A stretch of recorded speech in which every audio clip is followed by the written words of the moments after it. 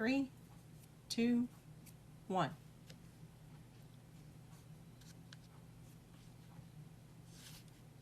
Hi, I'm Sandy with Quilted Treasures and More, here with a technique tip.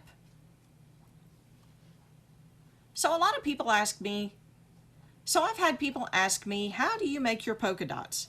Well, I love to use these little sponges called sponge pouncers, and they make it really easy to get your polka dot shape. And I do go back and usually touch up my polka dots, but this is a really good start. I'm terrible at making circles, and so this has been a lifesaver for me. All I'm simply going to do is I take my sponge pouncer and I try to use like the top of an egg carton, and the reason being is because when I dip this in the paint, I can wipe off the excess on the edge of the paint carton, or the egg carton rather, the egg carton, and then it'll run back down into the bottom, and so that way I can use it again.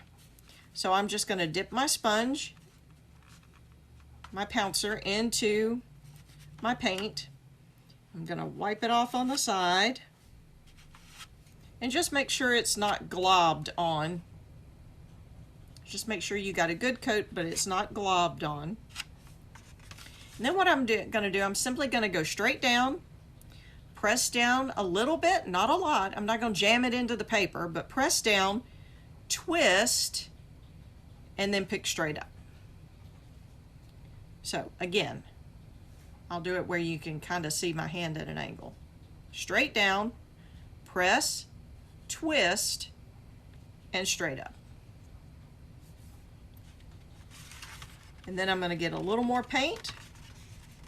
Again, wiping the excess off so that it's not puddled onto the pouncer. You can just see where it's covered. Another thing I do with polka dots is I try to use them in groups of 3s. So I'll put 2 together and then I'll add a third. Press down, twist, pick up. And so I try to work in a triangle look. So here's 2, make a triangle here. Press down, twist, straight up. Over here there's 2, triangle would be here. Press down, twist, straight up. And then 2 here, and the triangle would be here. Press down, twist, straight up. Also, I've discovered that sometimes when I press down, if I'm not careful, if I'm pressing too hard, it will actually end up tilting the sponge pouncer, and so part of it will actually end up being left a little bit on the thin side. If that's the case, you can carefully line your sponge pouncer back up. Carefully line your sponge pouncer back up. Again, push down, not hard, but give it a little pressure. Twist it and pick it straight up.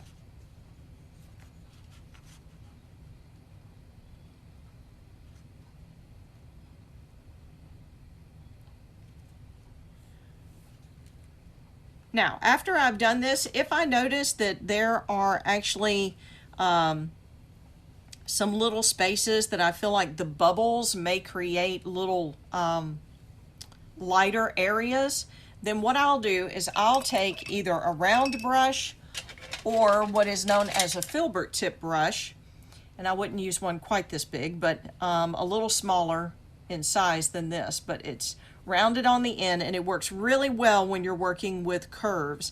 And so I would just dip in a little paint and just come back and kind of fill in a little bit to make it more solid. Now sometimes I like that look. I don't want them really smooth. I kind of like the little texture bumpy look that you get from the sponge, and so I'll just leave them as it is. But sometimes I do like for them to look a little more smooth, so I'll come in with my filbert tip brush, dip in my paint, and just pretty much stay toward the center. I'm one of those that if I get toward the outside of my circle, it's going to end up lopsided because I'm going to be outside that line. So I try to stay away from the edges. Well, I hope this little technique tip was very helpful. Thanks so much for watching. I'm Sandy with Quilted Treasures and More.